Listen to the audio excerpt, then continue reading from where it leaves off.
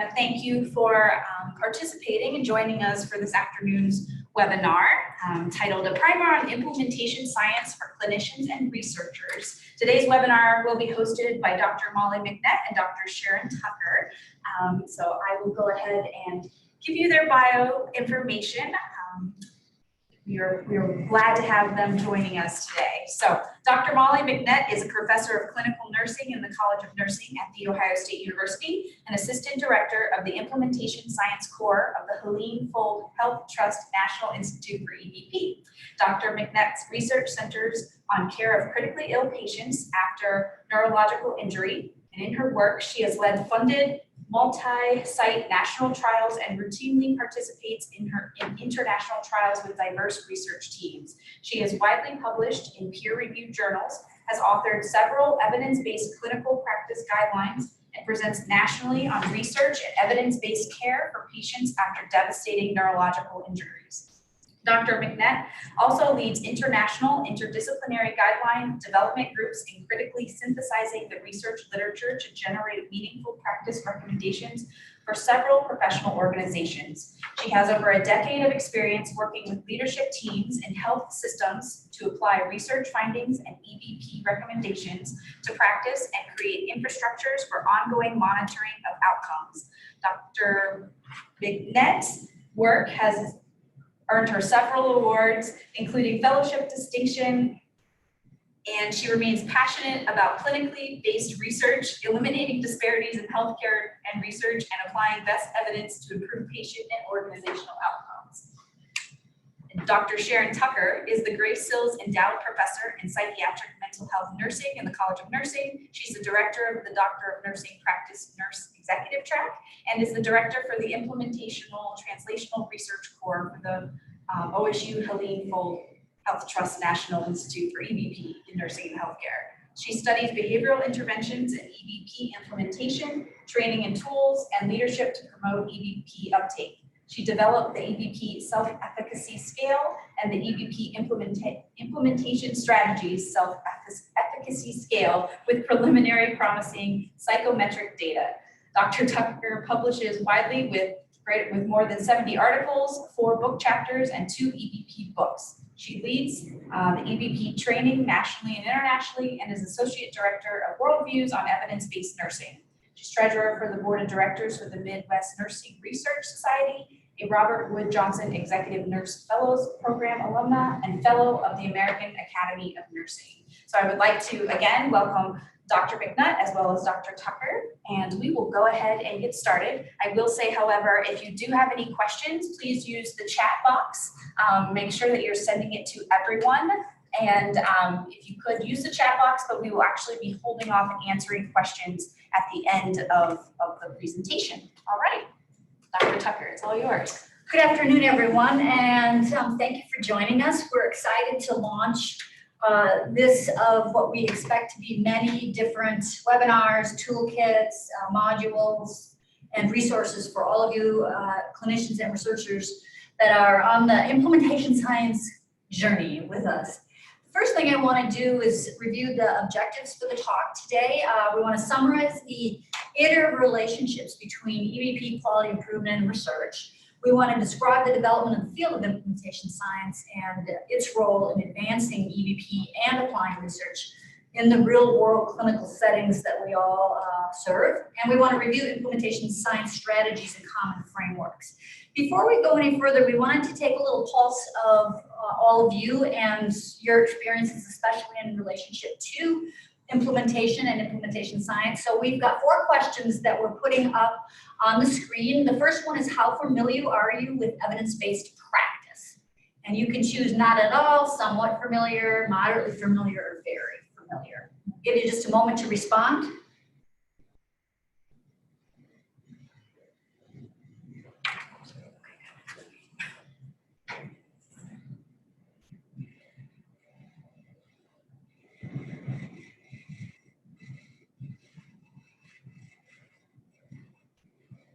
All right, I'm going to move us to question number 2. It looks like we'll show you these results after the 4 questions, but it looks like many of you are at least moderately familiar with EVP. Second question, how familiar are you with evidence-based strategies for implementing an evidence-based practice project?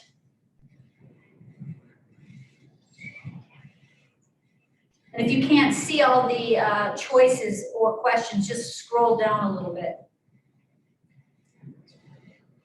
Again, it's looking like most of you are moderately or very familiar with implementing an EBP project. The third question, which most of you are already on top of, is do you know the difference between EBP quality improvement and implementation science? And many of you are saying yes or maybe. And lastly, since you're all way ahead of me here, is have you ever done a project using an implementation science approach or strategies? So it looks like about half of you are saying no, and a little less than half of you have done so, and then maybe. So I think we're going to go ahead and end the polling, and I think we'll go ahead and put the results up there for you all to see.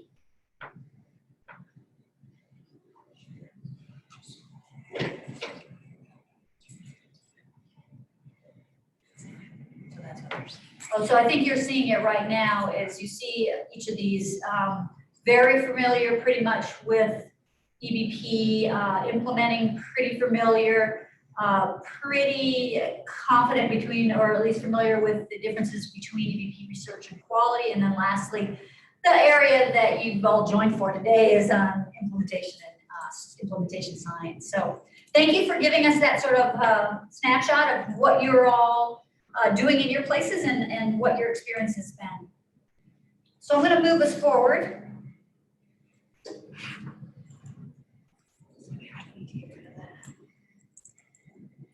There we go. So I want to first start with a model that actually is a number of years old. It was generated in the 90s, and it really gives us a very easy snapshot of one moment, please. I think we're having a little, we want to get this off the screen. I apologize, everyone. We're having a bit of a technical issue.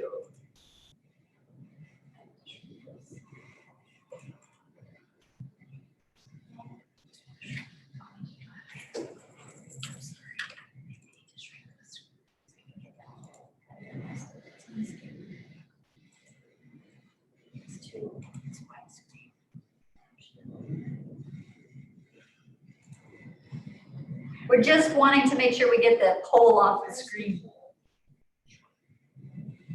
Okay.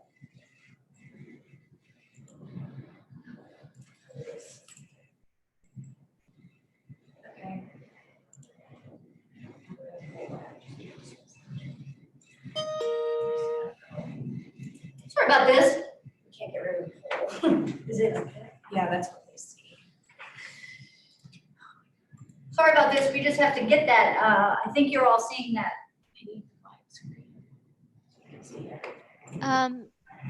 Sharon and Molly, this is Bindu. Yes. Everyone, you can minimize the poll on your own, and so Sharon, every participant can close out of the poll on their Okay, own. let's do that then. Yeah, they've figured it out, looks like. So you guys, if you can share your screen back up, we can't see the slides anymore. Yeah, I need to. I can't share the screen.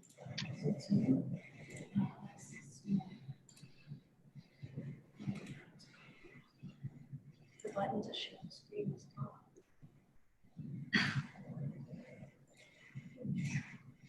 There, we got it. Okay, now we're back. There we go. So thanks for bearing with us there. So what I was talking about was the first sort of model that I wanted to show you was the knowledge generation, dissemination, use, and adaptation cycle. This was actually produced in the 90s, as I mentioned already. And what we like about it, it gives you a nice sense of, first of all, that we're all about identifying questions, as you see the sort of lavender box on your right-hand side.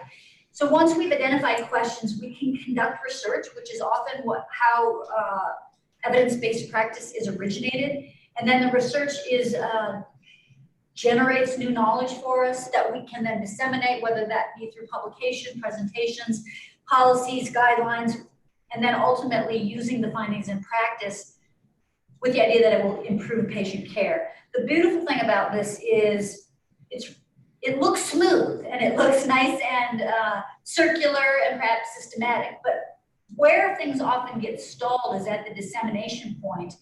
And even though it can be disseminated, we find ourselves struggling with the utilization piece, as many of you know, and therefore we have this gap in being able to improve care with the best evidence, bringing that to the patient along with clinician expertise and patient preferences and values.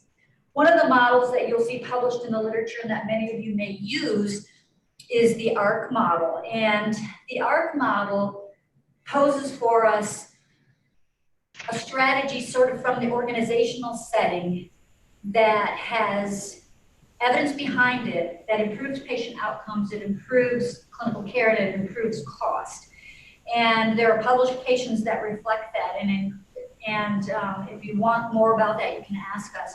But the strengths of the model include that mentorship and the use of a mentor that is trained as a mentor, also trained in the steps of EBP, is how the implementation of an evidence-based practice project can come to life. And that's actually consistent with other models that use facilitators in the context along with evidence-based practice to move things along and be able to start to see the benefits for patients and organizations. The other thing that's nice about the ARC model is it does begin with the importance of assessing the organizational culture and readiness for EBP. In doing so, you're able to identify what the strengths and facilitators and barriers are going to be, and you might be able to then better address the barriers by using the strengths and also mitigating some of the barriers so that you can move forward with the use of your mentors and then move into the implementation. We wanted to review with you a few terms that sometimes are mixed up in the just plethora of articles and websites and literature available. So we're going to start with just a definition of research, which is pretty straightforward. It's a systematic investigation that includes development, testing, evaluation, all designed to develop or contribute to generalizable knowledge. So the intent of research is to generate knowledge. It builds on gaps in the literature where we don't know, whether it's some patient aspect or some intervention aspect or organizational aspect, there's a gap, and the idea behind research is to generate knowledge. Evidence-based practice is really the use of research. It's the application of what's been published. It's a problem-solving approach to the delivery of healthcare that integrates what is known from the best research and other approaches that produce evidence. And is combined with patient preferences and values and clinician expertise and within an organizational structure. So we think about research as the producers of the knowledge and EBP is the user or the applier of the knowledge. And then we have quality improvement, which again is a systematic approach and involves continuous actions that leads to measurable improvement in healthcare services and ultimately the health status of targeted groups. The thing about quality improvement is it often is more about processes, and it's often more about organizational systems. And the goal of quality improvement is often to improve practices or processes in one's institution. Now, quality improvement becomes handy and becomes a useful set of tools as we look at the evidence-based practice sustainable long-term sort of approach so that we can start to use some of the tools in quality improvement to sustain evidence-based practice changes. But so you've got research as an intent to develop knowledge, EBP as the intent to apply the knowledge, and quality improvement and intent to improve processes in one's institution and maybe to sustain evidence-based practice. This table just gives you another view of what I just talked about. You can see they're all really problem-solving approaches. You can see there's a question, what's the best thing to do? Are we doing the best thing, and are we doing the best things effectively? In other words, are we doing the best processes? And then when you look at processes in the research domain, you look at the literature to determine the gap, and you'd probably have a conceptual framework Hypothesis generating is common in research, again, generating new knowledge and sharing that knowledge widely. In EBP, it's searching and appraising the evidence, and critically appraising the evidence, determining what is the best practice, using an implementation framework to implement that with measured outcomes on the practice change, and then internally disseminating that, and sometimes externally disseminating it when there are some important lessons to share or really positive experiences. And then if we look at QI, it's examining, as I mentioned, processes, internal evidence, ongoing implementation of best practices to keep them sustained, as I mentioned, measuring the outcomes, continuing to improve care, and then again, mostly internal dissemination, but you will see in the literature, more and more people are publishing and writing about their experiences with quality improvement. And again, it's to share lessons learned and also some strong successes. And then in this table, you can also see techniques under each. I'm not going to go over those because you probably recognize them. And then issues around IRB and formal reviews. In general, research always has to be reviewed for the protection of human subjects. We say that to be sure you're protecting patients and institutions, it's probably not a bad idea to also at least have a process for assuring that you don't need EBP or IRB approval for EBP and quality assurance or quality improvement. But generally speaking, follow your policies in your institution is my mantra. And know that research always has to be approved for human subjects protection. Now, when we think about moving from evidence-based practice to implementation and to the uptake, and really expediting that uptake of practice in real-world clinical settings in a routine way, we recognize that there has historically been a large gap. The gap is not unreasonable when you think about how we begin with basic research, which starts with priorities for funding. It requires money or to actually do the research, which often goes through grant cycles. That leads to ultimately then some of the publications and priorities for clinical research. Then we move into synthesizing or publishing those data, then moving into synthesizing through systematic reviews and meta-analyses, and ultimately getting to guidelines. But you can see the time frame is easily well over 10 years when you look at this pipeline. And even more important and discouraging beyond the 17-year gap that I'm talking about here is the fact that in 2000, Ballas and colleagues published this data and also pointed out this is for the few 14% of interventions that ever make it to practice. So in other words, there's about 80-some% of interventions that are produced as possibly very promising for improving outcomes that never get implemented into routine clinical practice. Now, I will highlight as a caveat that this is 20 years old already, these data, and there are some suggestions in some publications that this is starting to improve. Yet we all know that the whole emergence of implementation science was to help truncate this gap. This slide depicts the NIH's perspective about the science spectrum and looking at the translational science. There's T1, 2, 3, and 4, so translational levels of when we start. And at the very basic level, we look at basic research.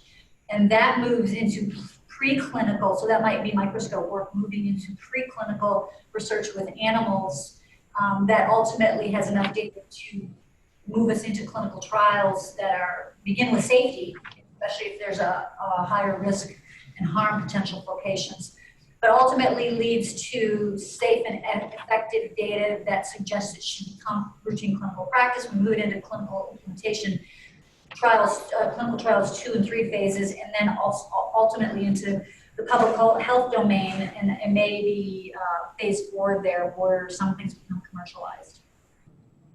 This slide shows you the translational spectrum in slightly different way, just organizing it different with basic research, preclinical research, clinical research, etc. And it shows you the T stage as well as the examples of common approaches that are taken. So for example, in basic research, it would be biological research, moving into animal studies, and then when you get into preclinical science, you may have still animal trials, but you may start to move into the phase 2 where you have very select trials that begin of really looking at safety of whatever you're trying to do, and then move into efficacy.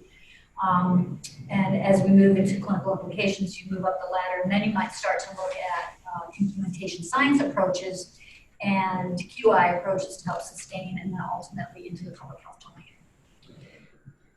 A couple of definitions that are worth highlighting here include translation and translation science. So I've already talked about research, UDP, QI. Now just sort of differentiating when we talk about translation, it's that process of turning the observations we found in labs, clinics, and communities into the interventions that improve the health of individuals and the public through diagnostics, therapeutics, medical procedures, and behavioral changes. So that's the process of moving through basic research all the way into regular routine public health. The translational science piece of it is that field of investigation that focuses on understanding how to expedite and promote this entire process. And it's really looking at science and principles that underlie each step, and also the strategies that have been proven or at least highly supported to, in combination, support successful implementation, uptake, and sustainability. And then implementation science, so translation science, and then implementation science. This specifically narrows to that systematic uptake and to routine practice and to looking at those strategies and ultimately improving the quality and effectiveness of health services and care. I sort of spoke to this already, but just to highlight why this emerged was truly out of the desire to address this big gap and to the challenges associated with trying to get clinicians and organizations and patients to change behavior, to change practices, to change routines, and to embed them so that they become hardwired. That's the whole idea behind implementation science. And there have been a number of models and theories that have been launched to help us identify the best strategies to facilitate this uptake. And you see here the differences between the traditional research and implementation science. From a purpose perspective, really we're trying to find what it is that makes it effective. So what knowledge on what interventions impact patient care, the traditional approach, where the implementation approach will generate knowledge about how to make it happen, how to bring it into real world settings and into daily lives. Typically you have hypotheses focusing on patient outcomes in the traditional model, where it might be on the ability of the team to use the evidence in the implementation approach. Interventions tend to be provider, patient, or system level functions that impact outcomes in the traditional research, including specific variables that are identified a priori and measured under tightly controlled conditions, whereas in the implementation study, you're going to use more methods and techniques to institute change and implementation strategies in a bundled way. And there are methods such as the hybrid approaches to implementation science that one might want to investigate further. And then under unit of observation, it tends to be patients or groups of patients. And then on the other side, it's the approach, process, providers and caregivers can be included if they're part of the implementation. And then outcomes tend to be patients' outcomes, whereas the rate and quality of use of the evidence is the implementation study. And then lastly, priorities. Priorities include internal validity on the traditional side and external validity where we can make it happen and come to life in all kinds of different settings on the implementation side. This next slide shows you the differences between quality improvement and implementation science. I think I've largely addressed these, so I'm not going to go into detail here, but you see there's a trigger for either which side of the equation we're talking about. There's purpose, what is, how to use it, and the methods are a little bit different based on the intent of the method. And when we're in quality improvement, we're still using sort of the plan, do, study, act methods, and also really innovation and design come into the quality improvement as well. And then you move into the implementation science, where you're going to have a bit more rigor to using methods and theories and strategies that we can rely on to help us move the evidence along. You may have both quantitative and qualitative methods, and then you can see the goals. So the last couple of slides I want to speak to, and then I'm going to turn it over to Dr. McNett, is where has the science suggested we're at with clinicians being able to do this process of improving the uptake of evidence, changing their practices, introducing new strategies. Where are we at? In one study recently in 2013, Wang and colleagues looked at over 6,000 different professionals, nurses, physicians, pharmacists, PT technicians, and other sort of categorized healthcare personnel. And what they found is that self-reported data suggests that physicians were the most likely to report monthly, weekly, and daily practices, especially at that more monthly level and even weekly. But when you started to look at the rest of the populations of providers, the numbers went down. Sadly, nurses were the least to have reported they had daily practices, weekly, monthly, of adopting new ways based on the evidence. Physical therapists and the other categories seem to be the second next to physicians. But essentially, we're seeing a need to continue to improve the implementation science and make it available and make it accessible to our clinician researchers and clinicians. So I'm going to turn this over to Dr. McNett. All right, great. Thank you, Dr. Tucker. That was a fabulous introduction to a lot of the key components that we'll continue to talk about here. So the next few slides, we're going to talk about, so what does all of this actually look like when you're in messy clinical settings? And what's the interplay between quality improvement, research, evidence-based practice, and implementation science? And so we're going to walk through a couple of case examples that can really highlight the iterative relationship that we've talked about with all of these different concepts now that we've reviewed the definitions and some of the similarities and differences between the approaches. So we'll start with an example of care of the patient with acute ischemic stroke. So I think most people are probably familiar with the robust research that underpins administration of alteplase for patients who meet qualifying criteria and present and are confirmed with acute ischemic stroke. So there have been anywhere from phase 1 to phase 3 trials, not only exploring the effectiveness of this approach, but developing methods, trialing safety and effectiveness, determining optimal dosing, and evaluating impact on outcomes, both mortality, length of stay, and also certainly functional outcomes, which are really important among this patient population. So the research is very well established in this example. So when we take this to a natural health system, and there have been evidence-based recommendations that have been generated, the evidence has been synthesized, there's recommendations from the American Stroke Association that this is in fact a best practice, and that ultimately administration of the drug within 60 minutes is really ideal. And it's even kind of moved to the point where many of the accreditation agencies are looking at this as a benchmarking metric. But if we step back for the institution that's looking to integrate this into routine practice, we know the research is there, we know it's a best practice recommendation, it's established as an EBP. What are some methods that we can actually look at, and what's the role of QI and implementation science when we're actually trying to make this EBP work in a clinical setting? So examples of QI approaches that you might see within a health system as they look to integrate this EBP into practice. Again, a lot of this focuses on process and efficiencies. So an example could be making sure that pharmacists are adequately trained in preparation and administration of the study drug. And let's say that was done within a health system, but we're still not meeting our benchmark of having the highest proportion of patients receive that medication within 60 minutes. It's being done some of the time, but we're seeing delays.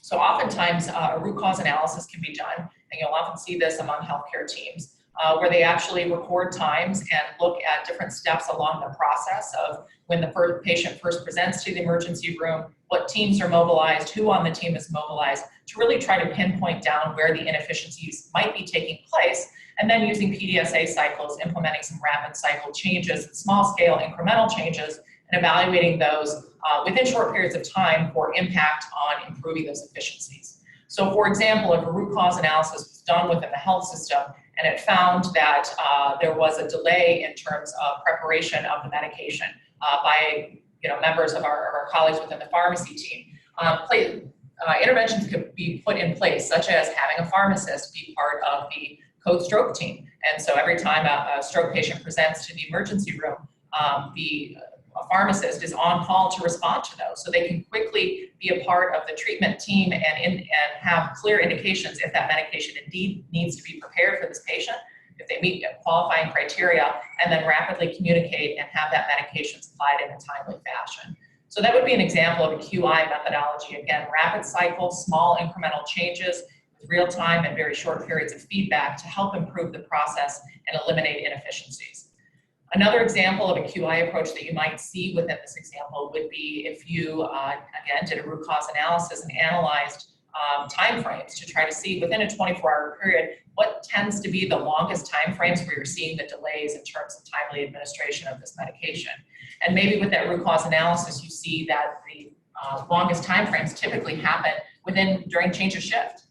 So again, you could implement small rapid cycle changes, such as having a member of the rapid response team for your health system respond to code strokes that tend to happen during change of shift hours, and then evaluating if the small cycle change improves the drug to, or the door to drug administration times within that population. So you can see these QI processes are really focused on eliminating inefficiencies and really trying to streamline the processes around integration of the EBP.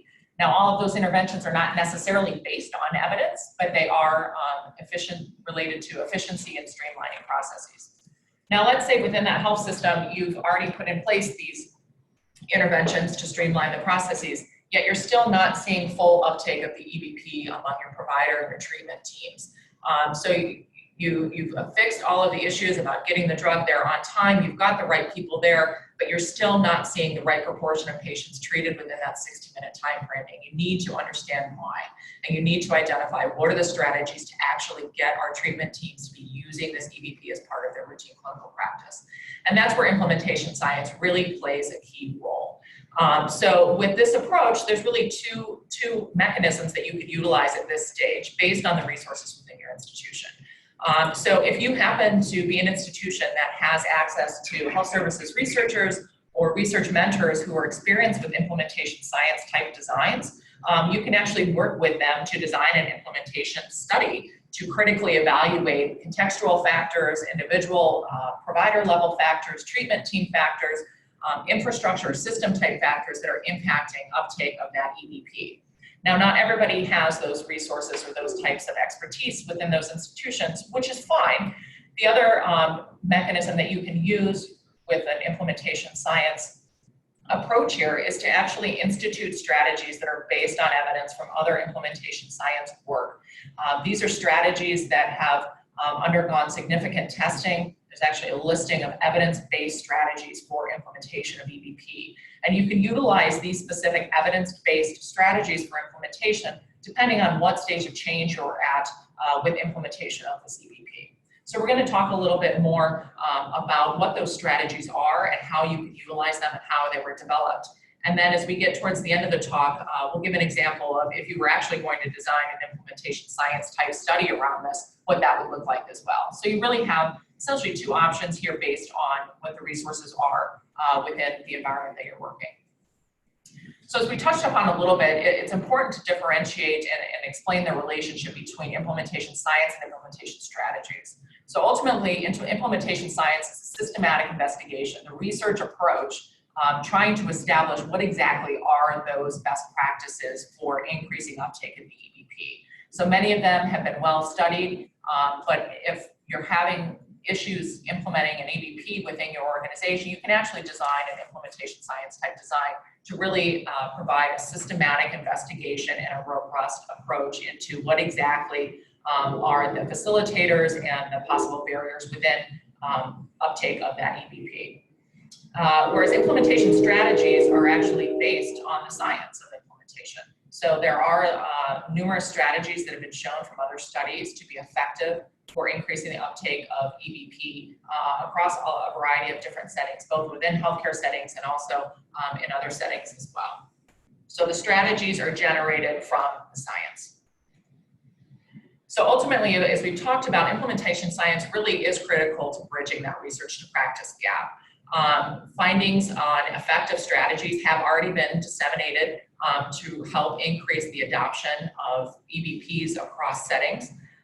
Typically common study components within the implementation science designs that then yield these strategies. As we talked about, the outcomes really focus on the process and the uptake of the EBP. So a lot of times with outcomes in implementation science approaches, you'll see adoption, adaptability, feasibility, those types of outcomes rather than always patient-centered outcomes. Typically with implementation science designs, as Dr. Tucker mentioned, you often will see mixed methods. So not only a systematic investigation into what are those quantitative factors that are measurable, that are impacting uptake of the EVP, but also it's really important to have qualitative data, either through interviews or focus groups with key stakeholders and members of the team to identify additional facilitators or barriers that you may not have been aware of. Within implementation science designs, they are naturalistic and iterative, so they happen within real-world clinical settings. As I mentioned, that can be messy. They're not really tightly controlled research environments, but we need to know what works when we actually try to scale these interventions for real-world clinical settings. And then the other piece with implementation science, there are a series of theories and frameworks that really provide a systematic approach to identifying those implementation strategies that are most effective. So we're going to spend just a few minutes just to talk about, just provide a very, very high-level overview of some of those theories, models, and frameworks that are used to provide that systematic approach to identifying those best strategies to increase uptake of an EVP. And so typically within implementation science, the aims will fall under either describing or guiding the process of translating research into practice, understanding or explaining what influences outcomes, or evaluating implementation. And you can see within those three aims, it really lends credence to what approach or what framework you'll be using. So if the aim of the project is to describe and guide the process of translating research into practice, you'll most likely be using a process model to systematically evaluate that. Similarly, if you're looking at understanding or explaining what influences outcomes, you will likely be using a determinant framework, classic theories, or implementation theories. So we're going to talk a little bit more about those here. So one of the classic theories that many of you might be familiar with is Rogers' diffusion of innovation theory. So this really applies not only when you're implementing an EVP, but really can apply to any change initiative. And in terms of when you're first launching the initiative, typically the small percentage of the innovators, and those are the ones who have the idea who want to institute the change. And then you'll have some early adopters who are the people who often join your team as team leaders or team champions or change agents that are supportive of the change. They buy into the change early on within the initiative. And then the tipping point occurs as you start to receive buy-in and adherence from the early majority. And then certainly over time, eventually you'll kind of win over the late majority and eventually, hopefully, all the laggards there who are at the end. But it's an important theory, and it's certainly very applicable when we're looking at implementing a best practice, that not everyone's going to buy into the change immediately, and that you do need to allow for different strategies that may be effective with these different groups over time. Another framework that's used commonly in implementation science is one of the determinants framework, the Harris framework. And one of the primary tenets of this framework is that the evidence certainly is a critical piece of this. So we need substantial evidence to warrant the change in practice, but equally important is the organizational culture and climate that supports EVP and supports the change, as well as those factors that are going to facilitate the uptake of the EVP into real-world clinical practice. So those three tenets are really what's going to ultimately gauge the success rate of implementation of that best practice within clinical settings. So it's not sufficient just to have robust evidence. You can have the strongest evidence, but if you don't also have a supportive culture and climate that supports it, and then also factors that can actually help get the work done, ultimately it will not be successfully implemented. So another example of utilization of determinants framework was proposed by our colleagues at University of Iowa. And this model, the arrows at the top really indicate some of the stages of implementation, stages of change that can happen, where the first focuses on creating interest and awareness regarding the change. The second is building knowledge and commitment surrounding it.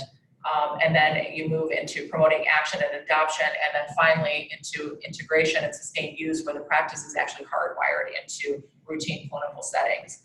And the top boxes that are listed there are all implementation strategies, many of them based on best evidence that have shown that these strategies are effective within these various stages of change. And the first level really focuses on those strategies that can be earmarked towards clinicians and organizational leaders and key stakeholders. And the bottom tier focus on some of those implementation strategies that really are needed to build the infrastructure or are really needed at the system level. based on the implementation stage and which strategies are most effective for those stages. So when you're trying to look at, okay, specifically, what do we need to be doing to implement this EVP? This is a great model that walks you through the various phases of change and gives you actual specific evidence-based strategies that you can utilize in each step along the way. So what are some of those strategies, and how did our colleagues at Iowa come up with those? Well, there's actually a team, the Expert Recommendations for Implementing Change, which is the ERIC project, and they have done quite a lot of work in establishing what these evidence-based strategies are for implementation. And there's a listing of 73 of them. I didn't list them all here, but it gives you a good idea of what some of those specific strategies are that are based on evidence, that are implementation strategies that can help increase uptake of the EVP into routine clinical practice. So you can see there's quite a few of them here. They're all nicely defined. And again, I'm not going over all 73, but if you're interested in additional reading and getting a really comprehensive view of what those strategies are, I refer you to that article. Similarly, Grimshaw and colleagues did a very nice systematic review of implementation strategies and listing what specific professional behavior change strategies have been utilized in prior studies, and also what knowledge translation strategies have been used in studies, and how many trials have been done investigating these evidence-based implementation strategies. So again, you can see there's quite a few listed here, but the amount of randomized trials that have actually systematically investigated the effectiveness of these implementation strategies is quite telling, and it really does lend credence to the fact that we need to be using evidence-based strategies for implementation of these EVPs.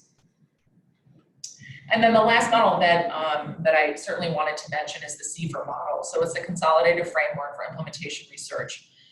This model is used quite a bit within implementation science designs, and it evaluates systematically characteristics not only of the intervention itself, but of the inner setting, the outer setting in which it's occurring, who's actually involved with implementation of the EVP, and what's the process surrounding implementation of the EVP.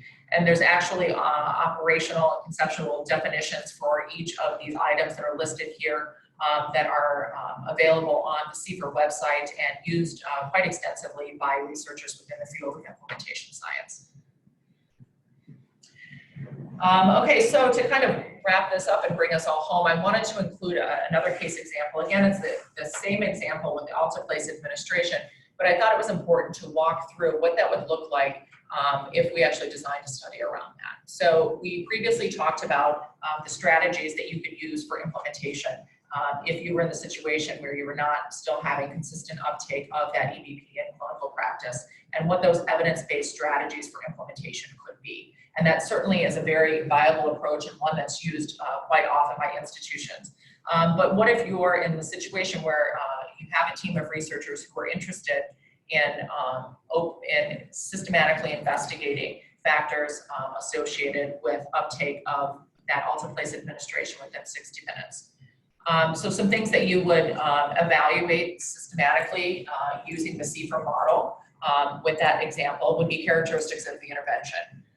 Now with this intervention and looking at the actual evidence profile behind it, it's quite robust. There's numerous trials showing the effectiveness on positively impacting patient outcomes. So the evidence strength and quality is really very well established. So that probably wouldn't be as strong as a causative factor that's impacting implementation. But you might be looking at adaptability of it, cost associated with being able to purchase the medicine. Do you have enough on stock? What's your volume of stroke patients? And so those are types of things that you might be looking at if you were approaching this from an implementation science design. You would also critically analyze the inner setting from which this EVP is taking place. So it would include not only structural characteristics, what is the setup of the emergency department? How close is the CAT scanner to rule out a bleed and rule in an ischemic stroke? What are the networks and communication and the culture look like between the various teams that are involved in that emergent care of the stroke patient? You could also evaluate the outer setting. Are there certain policies or procedures that are impeding uptake of the EVP, or are there certain ones that are facilitating it? What do those look like? and what modifications may need to be made. And then examining those individuals involved. And this would be an area where those qualitative interviews or focus groups could be quite telling in unveiling either what's facilitating use of the EVP or some of those barriers that might be in place that you might not have thought of. An evaluation of the knowledge and the beliefs about those key stakeholders who are involved in implementing the EVP is critical at this stage as well. And then looking at the process itself in terms of how well was it planned and executed. And this is a stage where you could trial some of those QI methodologies as well. So it doesn't need to occur in isolation. They can occur simultaneously and as part of the implementation piece and evaluating the effectiveness of some of the implementation strategies, you can employ some QI methodologies when it's appropriate. So just a last word about outcomes. I think we've talked quite a bit about how implementation science outcomes when you're designing an implementation science study can differ from those of traditional research. But common ones that you'll see within implementation science designs are acceptability, adoption, appropriateness, feasibility, adaptation of the adaptation of the actual intervention or the EVP that you're looking to integrate into routine clinical practice. Certainly service outcomes when we're looking at safety and effectiveness can be included, and then also client outcomes, oftentimes you'll see them included as well. So in conclusion, hopefully we provided a great overview for you today of the different terms that you'll see surrounding EVP, QI, research and implementation. And really ultimately implementation science remains a critical step in trying to advance the uptake of EVP into routine clinical settings and close that research to practice gap.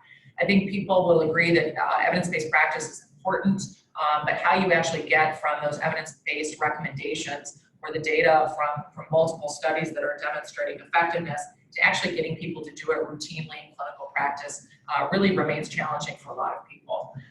So knowledge that implementation science is a field of research that is dedicated solely to identifying those effective strategies to increase utilization of that EVP in clinical practice is really important. And then ultimately using those existing strategies is critical anytime that you're trying to implement an EVP. So even if you're not an implementation scientist where you're designing these trials, trying to identify the most effective strategies, it's very important that anytime you're implementing an EVP, you're using the strategies that are based on the science and the field of implementation science to really effectively increase the uptake of that EVP into your clinical setting. Because ultimately, at the end of the day, use of implementation strategies is really the evidence-based approach to implementing an EVP. And with that, I wanted to make sure that we leave you with some additional resources. We do have some time for questions, so if you do have questions, we encourage you to please post those within the chat function as we're kind of wrapping up here. We're happy to address any of those questions or comments. We'd love to hear from you. But additional resources, if you're interested in learning more, we just extended the deadline for registration for our FOLD National EVP Summit, which is occurring November 20th to the 22nd. Of this month, so just a few weeks away, and we would love to see you there. Sharon, Dr. Tucker and I are actually hosting a pre-conference workshop on implementation science. So if you're hooked and you want to come hear us talk about it a little bit more, we'd be happy to have you.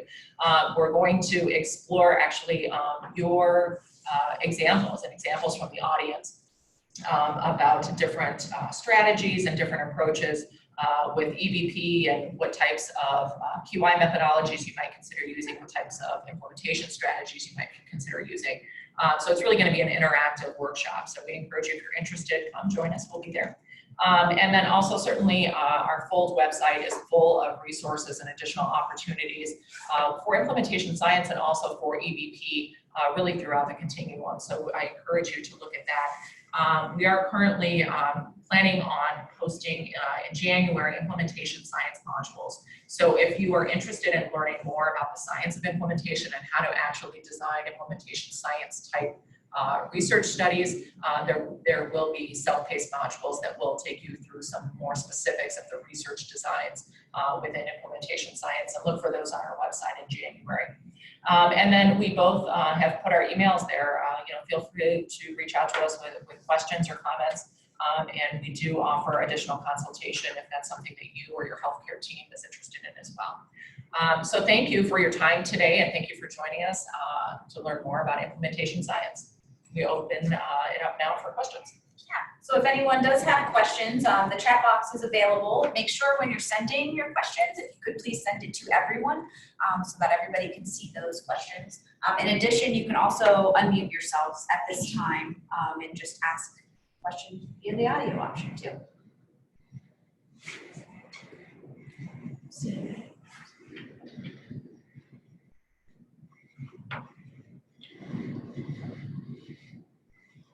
Okay, I'm gonna give it a moment, perhaps you're thinking.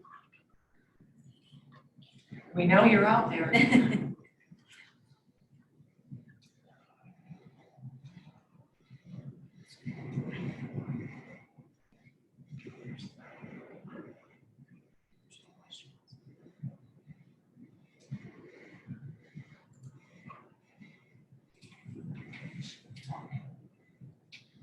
We'll give people just another minute or two to see. This is your last chance, unless you want to email us later. That's okay.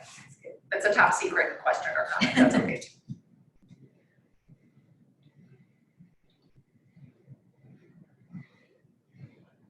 Molly, this is Bindu. We have a question on the chat window. It says resistance to change seems to be the hardest to overcome when implementing EBP in nursing. I guess it was a comment.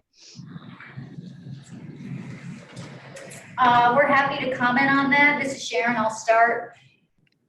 Resistance to change is, first of all, a natural phenomenon for any behavior change. And I think probably the best strategy to start is to engage your key stakeholders, which include your frontline staff, who are the ones that are going to be implementing, and discuss with them the facilitators and the barriers they're seeing that are impacting that resistance to change.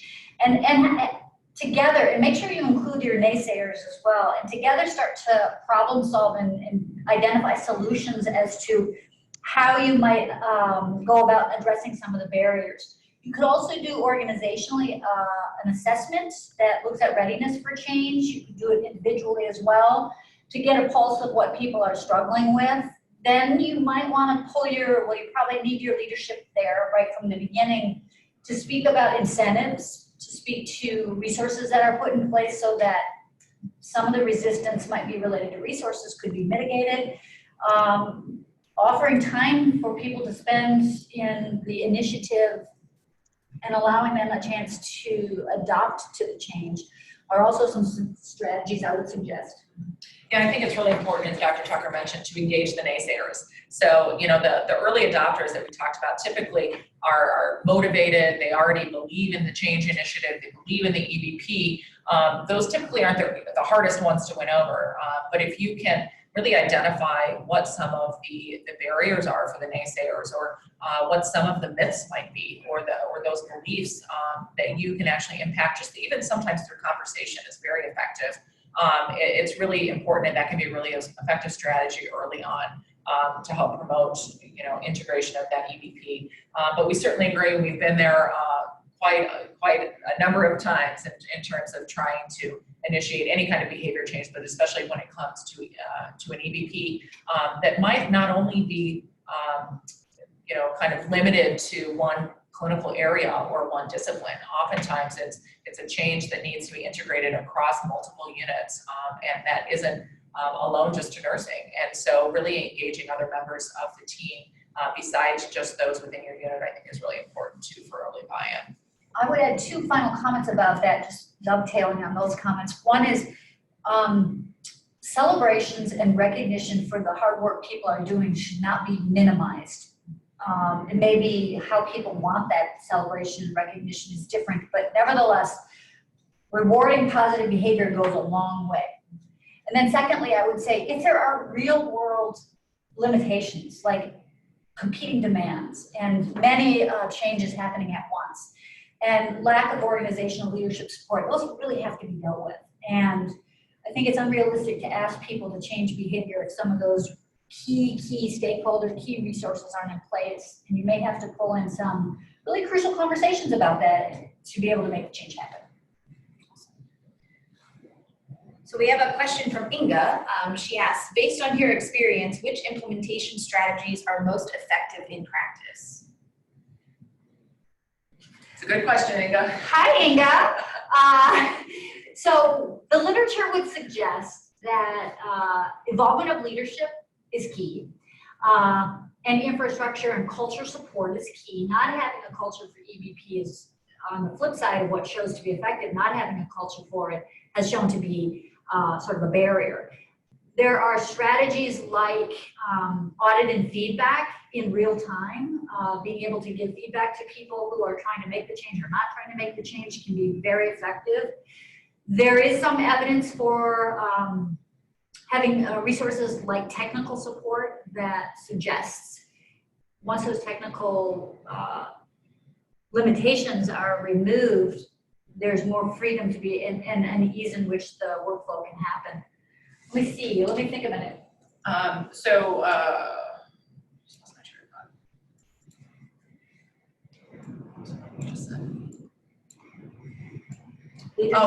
Yeah, so clear and consistent communication is another piece that I think is really important on all levels. So certainly among the leadership teams, but among the frontline staff as well. The messaging needs to be out there, it needs to be prevalent, it needs to be consistent, and it needs to be frequent. And in terms of that auditing and feedback, a comment I'll make on that, the feedback has got to be timely. And so we've had experiences where it's as often as weekly audits, and those are posted and discussed weekly. And a lot of times it might get difficult to try to turn around that information so quickly, but it really is, it really resonates with people quite a bit more when you can show, hey, the interventions that you guys put in place last week, look at this, it's already, having an impact. And letting them know that, again, this frequent communication about how well they're doing or how well they're implementing the EBP or moving the benchmark on some reportable metric in real time is really critical. So as timely as you can be providing that auditing and that feedback. And there's some evidence for demonstrating cost savings and return on investment as well. So consistent with the clear and consistent communication, reporting up. I think some of the problems I've clinically seen, anecdotally seen, and might be in the literature around communication is the failure to report all the way through the chain of communication, all the way up to your key leaders so that they know what's going on, so that they know where the resources are being invested, and that they're seeing some of the outcomes. Do you have a suggestion, Inga, beyond that? Dr. Zavinsky's? She said thank you. She says thanks. All right. She says no thanks. So So someone, I just want to address that one about the good source for the 73 established strategies. We actually have it in here if I can scroll back.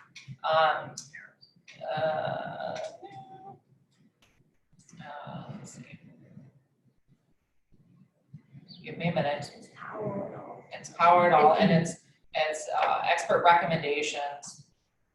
Let me think. Oh, there we go. You might mention. Here we go. They just published a new revised. Okay, so here's the citation for those implementation strategies. And they actually recently it's December 2019, it just came out. I was actually going to tweet it because it's a great, they've actually refined some of these strategies. And it's the ERIC project. So even if you Google ERIC project implementation, not only will you get this reference, but you'll, their newest one is actually open online access free of charge right now. And that was, like I said, by the same ERIC group, and it was just published in December 2019, which is a great one to look at. I'll just make a comment. This is going to sound like a plug too, but it's not. Well, it sort of is. So ERIC, it really grew out of behavioral healthcare, so psychiatric and behavioral medicine. So those strategies may not serve everyone's needs, so you have to be sort of selective about it. You might also want to look at the book that Dr. McNett pointed a few slides back from the group from Iowa. This is Sharon, and I'm actually a co-author on that particular book.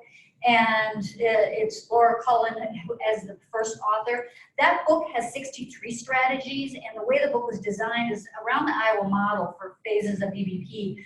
But then the chunk of the book is established to really put forward a definition, procedures, and examples for every one of those strategies that you see in the gray and the gray table right there.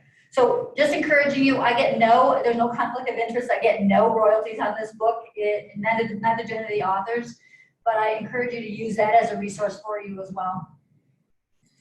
All right, so we are actually at time. We have a couple more questions, but maybe we've got a couple questions here, but in the interest of time, maybe we can send responses. Well, we can stay and answer these two for one more minute. Okay, I awesome. can't see it all. You can hang up if you need to.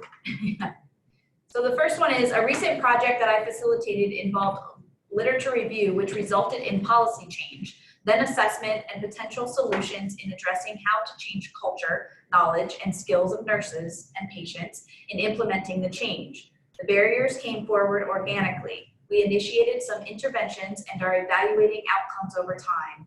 Have we then done an EBP project with implementation strategies, or have we done an implementation science study?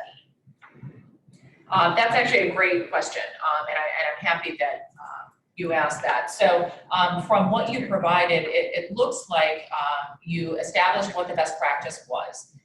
You went ahead and influenced the policy change to institute the best practice, which is good, and ensuring that those procedures that your nurses are doing are based on evidence is certainly a best practice as well.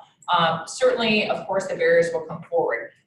The question then, I would be inclined to say that you didn't do an implementation science study unless you utilized one of the implementation science frameworks or theories that we highlighted and systematically gathered data on the different barriers, facilitators, environmental, contextual factors, those types of things.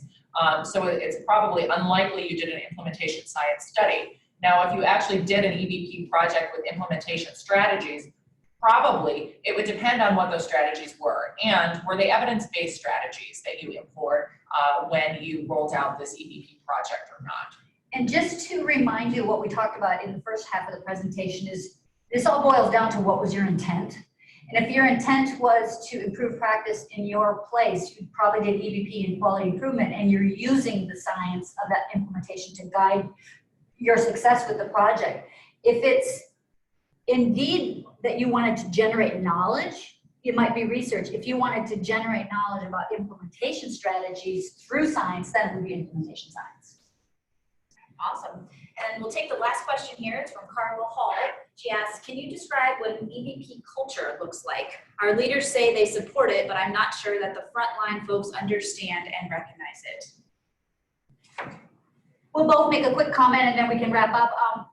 For one thing, I would say that there are EBP assessment, culture and assessment tools that you can use. And in fact, we have a very easy kind of report card that we would be happy to share with you that would get a sense of whether or not you would define your culture as ready for EBP and supportive of it. There are many other things in the literature for that as well. If you personally are not experiencing the support for it, I would have a conversation about that.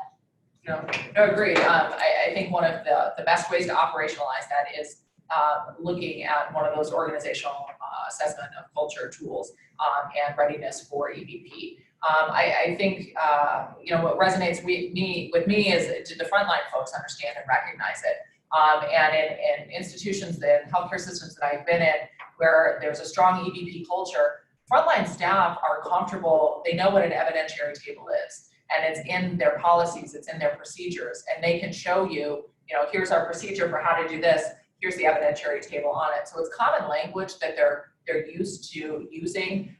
You'll see staff when they're on interdisciplinary rounds saying, what's the evidence behind that intervention, and engaging in dialogue routinely about the evidence behind some of the approaches that are being used, not just within nursing, but across interdisciplinary teams. So that's kind of an informal assessment of EBP culture, but systems that I've been in where I really feel they have a strong EBP culture, it's part of their daily language. They're very comfortable speaking to it, and you see it within various documents throughout the health system, and you see people utilizing it frequently. And again, not just within nursing, but across interdisciplinary teams as well, and throughout all levels of leadership. Leadership is asking, what's the evidence behind this? All right, awesome. So I want to thank Drs. Tucker and Net for their wonderful presentation this afternoon. This was actually our last presentation of 2019, so we will be coming up with a schedule for 2020 and we will be releasing that soon. I saw there were a couple of questions about if this webinar will be available at a later date. It will be available on the Fold Nursing website. That's fold.nursing.osu.edu. And so you can actually go to that website and find this webinar as well as all previous webinars. And in addition, again, as Dr. Ricknett mentioned, the Fold EVP Summit is coming up, and perhaps we will see some of you there soon, November 20th through the 22nd in Columbus. That's also available on the fold.nursing.osu.edu website. All right, have a wonderful day. Bye.